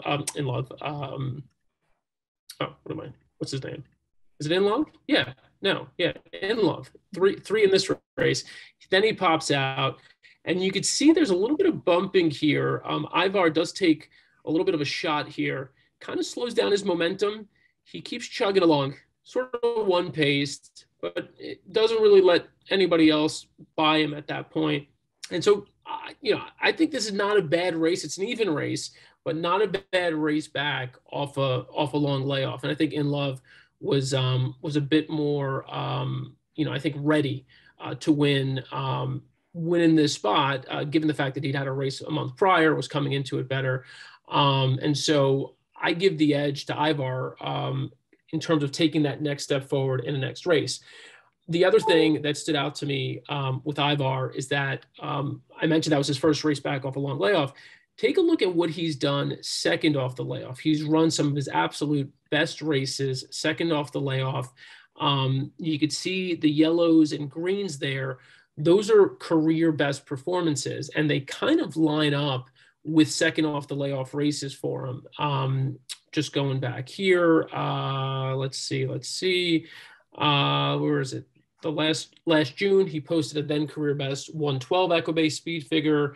Then after time off and a 3rd place finish in the Taurus Mile, he posted that 122 Equibase speed figure, and that at second off the layoff in the Shadwell Turf Mile when he won last year and came into the Breeders' Cup as one of the favorites. So I think, again, we talked about form cycles a little bit earlier, and when to play certain horses, when they might potentially from certain barns be hitting their best stride. I think this horse potentially runs his best race on Saturday. And I think what we saw from him a couple of weeks back was good enough to make me feel like he's got a bigger one in the tank. We do have one stat here. We did a trainer search past 5 years on the turf grade 1 stakes. Just wanted to kind of look at how the trainers in this race stack up. Let's see, Paul Lobo, you see there 2 wins. They're the ones we've talked about, the horses that we've discussed here. But if you go to show all, you could see how that stacks up with the rest of the field. No surprise that Chad Brown's numbers are really high, but this is where I mentioned Charlie Appleby earlier. Charlie Appleby with the 1 and 3 horse in here, you could see 20 starts, 9 wins, 13 in the money. So, I mean, 9 wins from 20 starts in graded stakes on the turf in the U.S. Pretty remarkable numbers for Charlie Appleby. And as I mentioned, he's got a couple of runners in here the 1 and the 3. The 3 that Christina mentioned, Space Blues, the 1, Master of the Seas, who I think is actually a bit sneaky. And so I think if you're looking at a horse that one of the Euros who can come through and is going to be slightly overlooked, I think it's Master of the Seas, James Doyle, up for Charlie Appleby. So all right, so Scott, I think we gave people a couple of options there. We should have a side bet here for a 6-pack. Who does better? What do you think? Whatever you want. Whatever I want. I'll come up with something crazier if you want. All right. Just, I'd like to agree to it first, but yeah, just let me know how crazy. All right. We'll talk offline. Let's go to the 10th race. It's the distaff, and it all centers around Latruska, the 6-horse, having a spectacular year. Only one loss this year. It was in the Azeri, lost by a head to She Dares the Devil, who's also back in this race, Kentucky Oaks winner from last year. So look, this feels to me, as we talked about Jackie's Warrior, we talked about Gamine, we talked about Life is Good. You don't really see or hear or get the sense that those are horses that people, at least from a betting perspective, are going to take a real shot at trying to beat, as much as they're trying to beat Latruska. Christina, am I off in that read? I feel like most of the buzz around Latruska centers around some sort of skepticism about her ability to find one more race. She had that kerfuffle in the training the other day, and she was out on the track, and a horse jumped in midway through and made her work a little bit, I guess, work a little harder. I don't know. What do you make of all that? Yeah, I think you're right about that. And I'm guilty. I'm kind of falling into it myself, actually. I don't think the work was a big deal at all. I think that way too much was made of that work. I think she's fine. She's fit and she's a pro and was just listening to her rider's commands. But I think similar to the Classic, there's a lot of speed in the distaff this year. And I think the filly at the rail for Bob Baffert, the 3-year-old Private Mission, she's really on the improve right now. And she is so fast that she's going to be committed from that inside post with Flavien Prat. And she's going to take it right to Latruska. The horse that I ended up picking is actually the 3, Malathot, another 3-year-old, the daughter of Curlin for Todd Pletcher. She's so classy. I think she has the right style. She might end up shuffling back a little bit further off the pace than she's used to because there's so much speed in here. But with the others kind of taking it to Latruska and her having that real square target on her back, I think Malathot gets overlooked. And this is a filly that's 6 for 7 and a multiple grade 1 winner. It's your Kentucky Oaks winner. So I will support her. And I think you might even get that 4-1 on the Kentucky Oaks winner here. Yeah, and Malathot, I mean, the only time she lost, I mean, she found herself on the lead where I don't think she wants to be anyway. It was taking a ton of pressure. So, yeah, no doubt, I think it's a good setup sitting off of what could be a really hot pace. Scott, how about you? So the problem I have with Latruska in this spot is that if you go back and kind of look at her races, if she doesn't make the lead, she doesn't win. And not to say that she's like this need the lead type, but that's certainly where the best races are. And I feel like she's going to be taking it from both sides. I mean, Private Mission has to go, and Horologist, I mean, that horse is just early or nothing. I mean, that is a leader. I don't know if the Monmouth form translates to dirt, as Christina was mentioning before, like it does the turf, but if it does, Horologist might just be the best horse in the race because that horse loves Monmouth more than any horse I think I've ever seen. But so you're gonna have those 3 that I think are kind of pot committed, and for me, Latruska could be good enough to survive it, but it's gonna be awfully tough when you have She Dares the Devil right behind them, and you also have a horse that I think is being overlooked a little bit, who's run some good races recently. In the 2 Royal Flag, drawn well to save ground and as good of a closer as any of them. I just think you could see something a little goofy in this race. I'm not exactly sure how to play it between Royal Flag, Malathot, and She Dares the Devil, but I think those are the 3 I'm kind of looking into. And if I know Danny's going to make a case for Clairiere, so I don't have to, I'll just leave it to him. I was gonna back you up on Royal Flag. I mean, she's hit the board in all 5 her races at this distance, run well every time. I think this is exactly her distance. She's won 3 out of 5 at a mile and an eighth. And she's hung with Latruska. I mean, I think that there's something there. I think there's still Royal Flag has not at all hit her ceiling, and so I think there's more to be seen. And I think she's one of those where we talked about the pace being hot. She's going to be down on the inside, and she's going to be able to save ground. And I think she tips out at the right time. It could potentially roll past them. So Royal Flag for me is not a overly confident selection, because Latruska is still Latruska, and until I see horses starting to beat Latruska, I'm not going to be like, oh yeah, Latruska is definitely losing.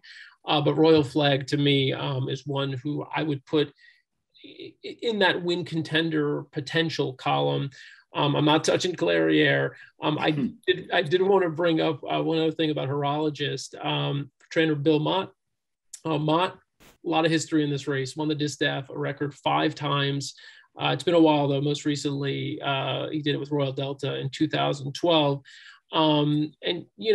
This is a horse, an horologist who, she can only win the races she's put in, and largely they've kept her out of the deeper waters. But I'm with you, and I'll go back to the question you asked earlier. Christina, would you say that, coming from Monmouth, is this a horse you could see potentially fitting the profile of a horse who can make a move late on this track? Or I guess she's going to be closer to the pace, but how do you see her fitting here? Yeah, I think she's going to be pretty close to the pace. I think that's kind of where she needs to be to try and be successful. But I think to that point of horses that can, transfer the form, I think on turf, it's a little bit more successful here than it is on the main track. And I think one thing to keep in mind too, with any of the horses coming from Monmouth, and actually it's Dakota Gold, the Danny Gargan 2-year-old in the Juvenile Turf, because of the whip restrictions at Monmouth, a horse that can be encouraged a little more here could be even faster, you'd have to assume. So I think that's one other point to kind of factor in as you're starting to consider any Monmouth shippers right now. It's really interesting. I that completely kind of went, it slipped my mind entirely, but that's a completely interesting variable. Yep. The Longines Turf, the race before the Classic, and always a fun race to bet. It's a huge field, really, really tough race. Tarnawa, of course, won this race like a good thing. She was about 5-1 last year. I'm assuming she's going to be a lot shorter this year. She comes in really in great form, but maybe because we don't see the W's, we're a little skeptical. But she's been running big race after big race. You can watch the replay. She's just incredible. Scott, let's go to you. This is a race where I think Euro. What do you think? Yeah, I don't know if the draw was great for Tarnawa, but I don't know if the horse is that good. It might not matter. They always seem to have quite the edge in this race. But I'm such a huge fan of domestic spending that you get Flavian and you get the inside draw, and I think Flavian's going to at least make this interesting, if not win the race. That's where I'm leaning, but I need to find more replays on the Europeans. See where I'm at with that. Defending champs, the defending champion is definitely going to be tough. Right back. And United's always a fun horse to root for. But I'm going to make my top pick domestic spending until I see more. I just think the combination of Flavian and Chad Brown's just been another weapon that Chad Brown's been able to deploy this year, and it's worked out so well. And you get him in California, you get an East Coast turf horse coming over. And that race at Arlington was goofy. I can toss that race and toss Arlington now. So that race, the Mr. D, 2 Emmys, just kind of got to the lead, walked on the front end. No way to catch that one. Domestic spending, I thought, ran a massive race to finish as closely as he did. Yeah, it was just very strange, and sometimes that happens at Arlington. Bricks and Mortar had to do some incredible things to get up that in that same race the year before, or a couple years back. So not too concerned about that. I think Chad will have this one ready to roll, and I think the draw is pretty solid to just save ground and make that vicious run that domestic spending can do, and I'm hoping that's enough. Yeah, domestic spending, I think, is a standout in terms of the U.S. based runners. Christina, I know you've been around the track and you've seen a lot of these horses in the flesh. I mean, are there any of the Europeans that have stood out to you? Or are you going Euro in this race, or maybe kind of leaning toward domestic spending? Tarnawa is the one that has stood out. You know, she's just looked so classy every morning, even from the first day. You know, on the very first day, as a lot of these horses were hitting the track for the first time, you saw some of them get pretty warm, pretty worked up. Mogul was a horse that got very washy. Broom was acting up quite a bit. She never turned a hair. She walked onto the Del Mar main track as if she's been there her whole life. And you have to remember, for all these European horses, as they come to the States, they're not used to training like this. Over in Europe, they're at their own kind of big open yard. They're galloping uphill. They're never having other horses come at them. Whereas here, we have horses going two different directions on the main track and they're all there at the same time. So it's understandable that they would act up, but she never really did. But to Scott's point, the post position draw really killed her for me. It's a real short run into that first turn. And I think that she and domestic spending are really close as far as ability goes. So when you couple up the fact that Flavien rides this turf course better than anybody, that inside draw, and how close they are on numbers and ability, this is domestic spending's race for me. Yeah, he's tough. In terms of the Euros and kind of one of those hybrids, another one, Walton Street, the 7-horse, is one that I'm interested in. Again, performed well at Woodbine, although Christina told us throw out that Woodbine form for these turf runners, was one that I thought was interesting. And, look, the pace is worth discussing too. You've got the 5-horse Tribuvan, who's known to be sort of a dead set speed horse, to his outside. You've got Acclimate. You've got a few others who could flash some early speed. If there's an honest pace here, I think you could start looking at, those exotics being rounded out by some really nice horses that are going to go off at massive prices. United is 20 to 1 in the morning line. I mean, which is kind of insane, right? I mean, so, and Gufo will go off at a big price and will definitely be making a move late. In terms of the horses that are shipping in, the 9-horse Sisfahan, look, this is just more of a gut play. There's very little known about this horse, in terms of kind of, information that we're getting here stateside. It was a Group 1 winner in Germany. Has followed that up with 2 more placings in Group 1 company. A bit of a mystery. Christian Demiro is the jockey. We don't see too much of him here, but he's one of the most dominant. He's a French jockey who's like one of the most dominant jockeys when he goes to Japan and everywhere else. So it's just an interesting runner, and one that you probably won't hear anybody talking about because there's not much known. Christina, have you gotten a look at this horse? Is there anything that you've heard or any buzz? I have seen him out there training. He's another one that's kind of fallen into line pretty well. It's kind of one of those no news is good news things. He hasn't made an appearance like Tarnawa to sort of say, oh, wow, who's that horse? But he hasn't been acting up. He's been taking it all in stride and showing some class out there. And you know, with that pedigree, those German pedigrees, they want to go every bit of this 1.5 miles, if not farther. So I think that's always something that you can look to when you're talking about a real marathon turf event. Yeah, really tough race. I think we're all kind of, you're not hearing as much confidence in our voices as you did in some of those earlier races. We're treading lightly here.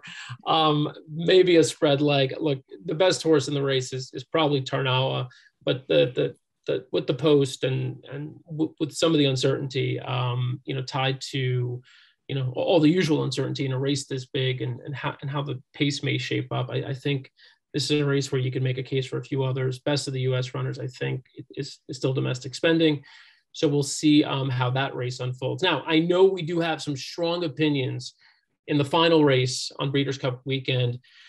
Whew, exhale. 14th race on the weekend, the Breeders' Cup Classic. And Christina, I'm going to let you start it off. I think one question that I have, and I think we're all just sort of creating scenarios in our mind, trying to envision how does the first quarter mile go? I think it'll determine a whole lot.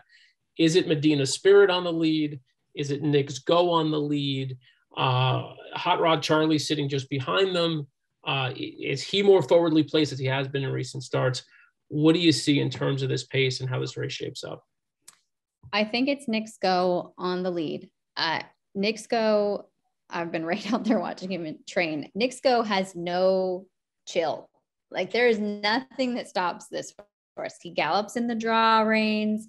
He comes out there breathing fire every single day. Brad Cox has been sending him as late as he possibly can to train here at Del Mar because that's when it has been the quietest on the racetrack. And he's just, anytime any horse gets within earshot of him, he jumps into the bridle and he wants to be in front. So I don't think that there is any stopping Nick's go. Medina Spirit definitely does his best running on the front end. He's the 8 horse towards the outside. But one thing that I've always said about Bob Baffert horses is, as speedy as they are, and as much as he uses their speed as their sort of weapon and their ability to get the victory, they're not runoff types. They're not aggressive horses. He works them in company so often in the mornings that they're used to being head and head with horses and they don't get worked up. So I think with Medina Spirit drawn outside of Nick's go and just knowing how they both are in the way they train, I think Nick's go is going to be on the lead. And I think he wins. I think he's that good. I'm not really worried about the distance for him. You know, I did lose a little confidence in him when he lost the back-to-back races, the race in Saudi and the Met Mile, but Brad Cox made it really clear that he hadn't and really stuck to his guns. And he was right. Getting him back to 2 turns definitely was the way to go. The long shot I was kind of intrigued by, maybe not long shot, but maybe outsider, is the 6 Art Collector. I think Art Collector is going to get overlooked in here. And I think he's another one that has shown his ability to rate. If you go to the True Odds page, he actually has the fastest late pace figure of this field, which surprised me a little bit. And I think he's getting better and better with each race right now. He's another horse that came early to California. Bill Mott was one of the first on track on October 25th when we opened here at Del Mar. So again, maybe you can treat him a little bit in between, not necessarily a local horse, but not necessarily a shipper. He's had as much time here as he can get. So yeah, it's Nick's go for me, but there are some other kind of factors that I think make you a little more intrigued by a few of the others, but he's just been too good. He's been too devastating in all his races. You know, at Art Collector, it's funny, you mentioned Bill Mott. I've fallen into the trap over the past, 5 or 6 years, especially on big weeks like this, Breeders' Cup week, even some weekends at Saratoga, where his buzz horses flop. They always flop, it seems to me. I'm always betting that's my single, this and that, and they flop.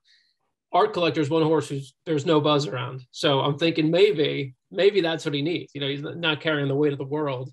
Scott, I know you had a pretty similar opinion in terms of how this race shapes up and who the horse is that ultimately comes out on top, to Christina. Yeah, I just think Nick's go is so good that, I mean, unless he gets dueled into the ground, I just think he'll be finishing. There was Brad Cox was talking on just a random interview I was listening to recently, and he just talked about how much Nick's go accelerates into that second turn, how important the second turn is for this horse. And I just don't think the distance will be an issue. I think it would just be if somehow gets in some suicidal duel, then you start bringing in the case for Hot Rod Charlie and Essential Quality, and maybe a little bit of Art Collector. Hot Rod Charlie is the only one I can see is if that horse just continues to take a jump forward. And then I see we're adding blinkers for this race. I don't like that. I don't understand that. Now it's not like it's first time blinkers, so it's not a huge deal. But for this type of spot, I don't know. It doesn't excite me, but I was going to leave it up to you two to maybe explain to me why we're doing that now. I was going to say, Christina, I would imagine you kind of know a little bit more about maybe the habits of the Doug O'Neill barn. What do you read into that? Yeah, I mean, I actually think it's a good thing. I think that even though he's lost, or he's won, his last couple of races, he's just been so erratic as of late. And I think it's partially because they don't want to get in any kind of trouble again. They don't want to cause another inquiry and get taken down, like he did in the Haskell. And I think they're adjusting to the way he's adjusting in a way. He's getting better. He's getting older. These horses, these 3-year-olds, they're not really looking like 3-year-olds anymore. He comes out there and he looks like an older horse, and the same could be said for Essential Quality. I think I will double check. I think it's the tiniest little kind of cheater blinker, as they call it. And they just want him to focus a touch more and run straight is what they're looking for. That's why I go to you. That's why we all go to Christina. Yeah, no, that's great information. Yeah. Every time I try to answer a question, Christina's like, well, I talked to this trainer this morning. I'm like, I can't do that. Well, I actually cut the blinker and I brought it over and placed it on Hot Rod Charlie. I sewed it onto the cloth and then. Yeah, so Exactly. but so in that case, I mean, Hot Rod Charlie is the most intriguing horse in the race to me, because I think that horse is crazy talented and could keep getting better, and has shown the ability to win on or off the pace, which I love, because no matter how this race shakes out, Flavien can just kind of go whichever way the race takes him. And it has the speed to be very close, has the speed to kind of stalk, press, be on the lead if no one wants it, which is almost impossible with Medina Spirit and Nixco in the race, but you never know. Yeah. But I just love the versatility. Now, when they did throw down the last time Hot Rod Charlie was in blinkers, Essential Quality was the better horse, and kind of was more forward. So it's tough. I mean, because you see horses from 3 to 4 start to peak and improve so much that we'll see who gets better. It's hard to separate. Hot Rod Charlie is the most intriguing to me, just of where the horse can sit in the race and could get first jump. But Essential Quality in the Belmont showed that he can just all of a sudden go to the lead if he wants to. So it's just, they both have a little bit of versatility. They're both interesting if Nixco falters, but I just think Nixco is very, very tough, and is going to be tough to run down if he's on the lead. So I respect Nixco a whole lot. The one thing I'll say, though, and this is a discussion I think we had back before Derby, is that, and it's the reason why Medina Spirit was actually, this little flex, it was my top pick in the Derby, was because I noticed something watching Medina Spirit, which still holds true all these months later, and that is Medina Spirit, when he's on the lead, does not allow horses to go by. And when he's not on the lead, he does not go by anybody either. So knowing that, and Johnny V does know that, and seeing what he did last year in the Classic, going right to the lead with Authentic and staying there, I have a hard time envisioning, even if it's going 21 and change, Johnny V taking back off of Nixco. I think it's Medina Spirit who's on the lead. That's the way I see the race kind of unfolding, but I don't think Nixco, sits off of him through, a quarter of 23 and a half and 47 and change. I think that it's going to be honest, but I do think that it'll then come down to the question of, is Medina Spirit good enough to completely hold off, whether it be Nixco sitting off of him or Hot Rod Charlie, who ultimately I landed on as my top selection. Hot Rod Charlie, you look at that number, I think we pointed out earlier, that 120 right there with the circle around it. That means that is the best Equibase speed figure, not only of Hot Rod Charlie's career, not only in recent races, that is the best Equibase speed figure for any horse in this race. Better than Nixco, better than Essential Quality. That means this horse just ran a massive race. And I think at this moment, we talked about, the little rivalry, semi-rivalry between Hot Rod Charlie and Essential Quality. I think at this moment, Hot Rod Charlie is a better horse than Essential Quality. And that's crazy to say, considering Essential Quality's only loss was, after a miserable trip in the Derby, and otherwise he's perfect.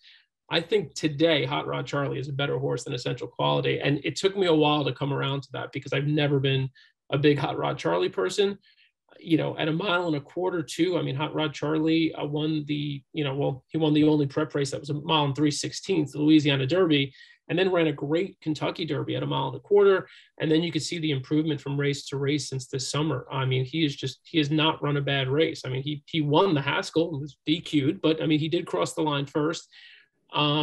He has the ability to sit just off and make a big move. And hearing what you said, Christina, about kind of just maybe that blinker, just to get him a little more focused late, and so that he's not bobbing and weaving like we've seen him, and kind of making drastic moves, cutting across horses. That gives me even more confidence. If he can settle, if he could sit off a hot pace, I think Hot Rod Charlie is interesting, and ultimately my top selection. What I'd like to do, if we could, let's go back to the top of these PPs. Let's go to the one horse. Let's all just do a quick round the room on each horse. Quick couple words, what we think about each contender. Let's start off with Scott. What do you think of Tripoli? Any shot to fill out exotics or do anything at all in this race? Oh, sure. Drawn Inside could save ground and pick up a piece. I just don't. I think whoever is forward in this race, with how long it is, I mean, because none of them are stoppers, I just think it's gonna be awfully tough to make up a ton of ground in this race, where this horse might have to ultimately sit. But it's shown some races where he's been able to sit really close. So if you go 2 back, I don't think rounding out the trifecta is impossible here. All right, Christina. I have a hard time supporting him. You know, he's the winner of the Pacific Classic over this track, which is a very good thing. But that was Tiz Magician and Dr. Post that he beat that day. This is a much tougher field. I don't think he can hang with these kind of big boys of the division. Oh, it's throwing shade. The My Racehorse folks are going to come after you now, throwing shade on Tiz Magician. I love Tiz Magician. He's going to win the marathon earlier.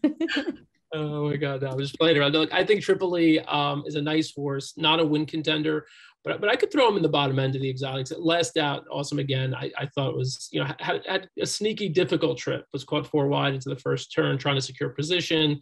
And Medina Spirit basically just rolled on the front end there. It was interesting watching that race back. I remember watching it live thinking like, oh God, Tripoli, you're like what? Because I liked him that day. He actually had another move in him. He made a nice move turning for home, but then just sort of flattened out late, which wasn't surprising considering how much ground he covered earlier. So yeah, I kind of like Tripoli. I mean, now that I'm hearing myself speak about him, I like him underneath quite a bit. 2-horse, Express Train. This is a horse I have I've invested a lot of money in. It hasn't worked necessarily for me. Christina, Express Train. Kind of same thing with Tripoli. I mean, I think he's a nice horse, but for me, he's just a little bit too inconsistent as of late. I liked him on Pacific Classic Day, and he just didn't show up at all on that occasion. I don't think he really gave his best effort in the Awesome Again last out. So he's not in peak form right now, and he would need to be competitive against these horses. Mm-hmm. Scott? Yeah, I just have a similar issue. I mean, 3rd or 4th seems to be the ceiling, but I mean, probably runs off the board. Just likes the track a lot, which, you know, there's something to be said about that occasionally at Del Mar. It's just don't see the horse as a win threat. So yeah. No, I'm with you. I mean, it doesn't give me any sign that he necessarily thrives at this distance or will. I think maybe caught a weaker bunch in that San Diego handicap. Not overly excited about Express Train.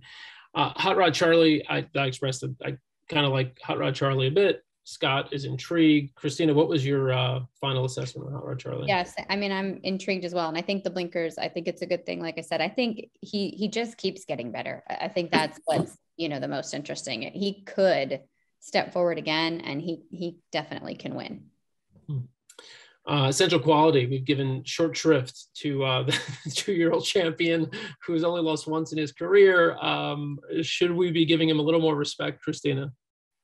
Yeah, I mean, I think we should. I think one of the things that I really liked about him is watching him train, he kind of looks like he's become a man. Like he's really grown up, and he is out there looking fantastic in the mornings. What I think is going to hurt him though is his style a little bit. He's that 1.5 mile horse, even more so than the 1.25 mile. And he ends up, because of that big stride, going wide. I think he could win, and I could think he can beat these horses, but I don't think he can with a wide trip, especially as fast as some of them are, and the way that they're not going to be coming back to him. So I'm not sure the race shape is going to flatter him, even though he has the class to beat these horses. All right. Scott, you sounded a little lukewarm on Essential Quality. Is that right? I don't know. Yeah, it's hard to say where he fits. I mean, I'm definitely not tossing the horse. I just don't know exactly, trying to design the multiple race shapes I have in my head. I just feel like Christina said, if it was 1.5 miles, you have a lot more room to run these horses down. But as far as like the 1.25 miles would have to be on the improve quite a bit, I think, with the way this is going to shake out. But definitely will not be, leaving him off all the tickets. That'd be crazy. Yeah. Knicks Go, we've talked about quite a bit. Christina and Scott both love Knicks Go as win candidates. I do as well. I just think that I have a few more question marks in my mind. And mainly, I just think if he doesn't get the lead, we haven't seen him win from off the pace. And I'm not saying he's going to be 3 lengths off, but I mean, he hasn't really done it rating. So I worry about that a little bit, and it's a bit of added distance, and so we'll see how he handles it. But I think if somebody told me they were single and Knicks go on all tickets, I'd understand. 6-horse art collector Christina likes a little bit. Scott, what do you think? Yeah, I mean, I think I have the horse ranked 5th right now, but like that's where my cutoff is, as like having a chance versus like it falls off to no chance at winning the race, in my opinion. So I think this is like the bottom. The great races for art collector have been very close to the pace, and I just feel like this is going to be a pace that art collector hasn't seen. And art collector did race against Knicks Go before, I mean, and ran up the track a little bit. So I just, we'll see. Mike Smith hasn't been exactly keen on sending horses when he should lately. So all right, so more shade. I love Mike Smith. He's a really frustrating person to deal with when you have a horse that shows like a lot of 1s and 2s in their past performances, and he wants to take them from dead last and call him Senada. It just like, it bothers me. But, sending him on the turf though. yeah. Right. So yeah, that could be the sneaky angle of the weekend. Yeah, how about that, right? Art collector, 3 lengths in front. F-Island. Let's move on to the 7-horse. Stiletto Boy was a little bit of an upset runner-up finish. Had a big prize last out in the Awesome. Again, had the run of the race, though, kind of saved ground as a few others chased wide. Any chance he can pull that off again and at least come up with a placing, Christina? I don't think so. I think he's up against it class-wise against these horses. I mean, he was there, he deserves to be in the race based off that effort in the Awesome again last out, but there's a lot of other horses that I would pick to hit the board before I would get to Stiletto Boy here. Scott, you can just shake your head now. No, yeah, it's the same thing. I mean, been well off Medina Spirit, and as we've discussed, we're not really putting Medina Spirit on top. There's a chance Medina Spirit wins, but I mean, if you can't even come close to beating that horse, I mean, I just don't see you hitting the board with all the horses surrounding Medina Spirit who might be better or the same. I mean, it just seems like this horse is up against it to hit the board. Mm-hmm. I Stiletto Boy for me is a no-go. The 8-horse Medina Spirit, I think I maybe like Medina Spirit a touch more than Scott and Christina do. Christina, you're the final verdict on Medina Spirit. Does he finish 2nd, 3rd? What do you think? Off the board? Like every time I underestimate him, he wins. So maybe I should get with the program. I love what you had to say about the way that he runs. Actually, when he won the Robert Lewis as they crossed the wire, I said, God, he's like Silver Charm. That's what it is. He wants to look you in the eye. And actually, Bob Baffert said that same thing in his post-race interview with Brittany Earton. I sort of was proud of myself thinking, well, I got something right today. I didn't pick the horse, but at least I know what he's like. And so, yeah, I'm not going to underestimate him. I mean, look, he's the Kentucky Derby winner. He beat older horses already. I don't know if it was the toughest group of older horses, but he has that in his corner, and you just can't underestimate this horse. Yeah, no, I think he's a really gutsy horse. And I think if anything, I think the controversy that surrounded him is obviously, and understandably so, I think to a certain extent has downgraded him in a lot of people's eyes. I still think that in spite of all that, he's still just gutsy as hell. You can guess and try to make assessments based on some things that we know and some things that we don't know. But at the end of the day, I think what we do see in race after race, before the Derby and after the Derby, he's running the same races, and he's still not letting any horses go by. Scott, where do you see, if you had to say, hey, right now, I think this horse finishes 2nd? Is he off the board, trying to catch up with Knicks Go? What do you think? I mean, I think there's a chance you see some sort of merry-go like type race where they're strung out, and if Hot Rod Charlie doesn't want to stay super close, I mean, you could see an exacta with Medina Spirit and Knicks Go. I think Knicks Go only has one way to go as well, so if they really both are hell bent on getting the lead, that's going to be something to watch, because I don't know what the fractions look like in that scenario, but that could get crazy. So I mean, the horse is a fighter, like you said. I like the horse. I had a big futures bet on the horse. Didn't like him as much on Derby Day because I just didn't think he would get the lead he got. But in no way do I think the drug situation was the reason he won the Derby. I think he won the Derby because he went to the front and was better than the other horses and got the best trip because he went to the front and didn't have any traffic trouble like Essential Quality and a couple of the others had. So no knock. I mean, I think the horse is a fighter and going to still get better, and good luck tossing Baffert on a day like this. I just hasn't seen a Nix go yet. So this could be an ultimate throwdown. I mean, if you really believe that he's going to the lead, then Nix go doesn't sit second in races. So I don't know what that looks like. And that's where Hot Rod Charlie comes into play for me in Essential Quality, but we will see. It's going to be a fun race to watch, and I will have Medina Spirit winning on a few tickets. Mm-hmm. No one ever says, don't miss the first 5 minutes of this basketball game or of this football game, but truly don't miss the first 25 seconds of this race. It'll tell you everything you need to know about what's going to happen. The last horse in this field that, we actually haven't talked about at all, which is a bit surprising considering how good he's looked lately. I don't know if we think it's fluky, if he's just been up against, horses that are kind of second tier and third tier horses, and Happy Saver and Mystic Guide and those types. But we haven't really spoken much about Max Player. He's been close up his last couple, but, he can also, he was known early in his career for coming from off the pace. I don't know. To me, this seems like a tough spot. I don't see it. Christina? I can see it, actually. I think a lot of things kind of fall his way, most notably the post position draw. I mean, Santana's just going to take a look left and just watch the show. Like you're saying, don't miss the first 25 seconds.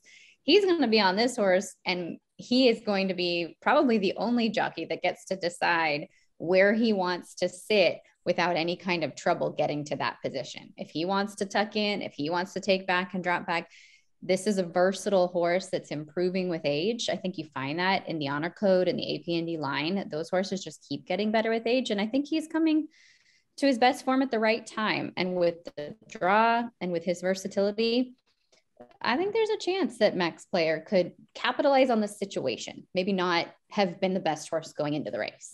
Okay. Very good. Scott? Half the wins are on a wet track. Definitely getting better with age. I 100% agree with that, and kind of starting to pay off biggest figures of the career, which generally signals a move forward at the turn from 3 to 4. So you could see a career best. Love that angle about being able to see what's in front of him.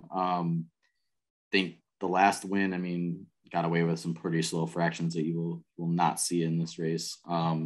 But definitely could move forward, and will have options to kind of at least have his run the way he wants to run. So there's a good chance you see the best Max Player has got. It's just a matter of how good that is compared to these other horses. But if he's in the try, it would not shock me. All right. So at long last, we have reached the end of the full 2 days, 14 races, the Breeders' Cup. This has been spectacular. We've done it in a shade under 2 hours. Bailey is still awake. We can see her here behind the screen, which is good. Before we go, I want to remind people that Stats Race Lens this weekend, new customers can get a subscription for $1. So you have access to everything we just showed you, but for every racetrack, for $1 for a month using promo code SRLM1E, equibase.com/offers.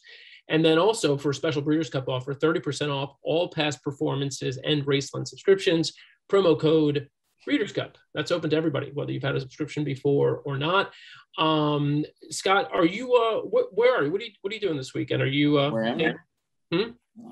I'm in a suburb called Mokina, Illinois. It's south of Chicago. That's where I've moved. Not going out to Del Mar, unfortunately. But I'll be playing both days in a variety of contests. Not sure the BCBC is in the cards for me this year. I've had so much going on that I didn't even bother to try to qualify, and I don't know if it makes sense to go in that Shark Tank with my own money. It's a new mortgage. Yeah, it's a crazy kind of kid on the way. It's getting crazy over here, but there's so much action. There's so many tournaments you can get into, and I'm going to chalk up a few big doubles and pick threes, play some skinny pick fives and pick sixes. But in the years past, I think I've wasted too much of my bankroll just trying to make the hero bet on the pick six and the pick five, where the pick threes and the doubles overpay so much in this weekend that it's incredible. So I'm really going to try to line up some spots there. Hope that we get hit the road at like 50 to 1, and we're all just making a ton of money. You and Christina. Christina, what do the next couple of days look like for you? What are your assignments on Breeders' Cup week? Busy. I will be a part of the player show, which is the handicapping show that takes you all the way through not only the championship races, but also the undercard and supporting races, the Thursday program as well. And we actually have something pretty exciting. TVG has teamed up with Breeders' Cup. We're going to be on the entire Twitter platform for the undercard races leading into Breeders' Cup. So that could be the largest audience that we have in terms of horse racing this weekend. So we're going to take that opportunity really seriously and try to educate some new fans and get them excited about championship weekend. So yeah, I'll be busy, but it's fun. And I love being able to sit here and talk with you guys because it kind of makes the whole picture a little bit more clear. I feel more prepared for the weekend after listening to your opinions. So thank you. So you can catch all that at TVG on Twitter. And tell us, for those who don't know, your Twitter accounts, both of you, so they could follow you for updates. Yeah, mine's just at Christina Blacker. It's a little bit too long. So at the end, it just R, no ER at the end. Scott? Mine's at Coles, so capital COLES _17. All right. I'm at Anonymous Man on Twitter, and I'll also be at Del Mar this week covering stuff for America's Best Racing. You can follow us on Twitter at ABR Live. americasbestracing.net. Lots of great previews there. Handicapping, previews, features on the runners and their connections, just lots of good stuff. So check us out. And of course, check out Stats Race Lens. No better time than the present. Good luck this weekend, everyone.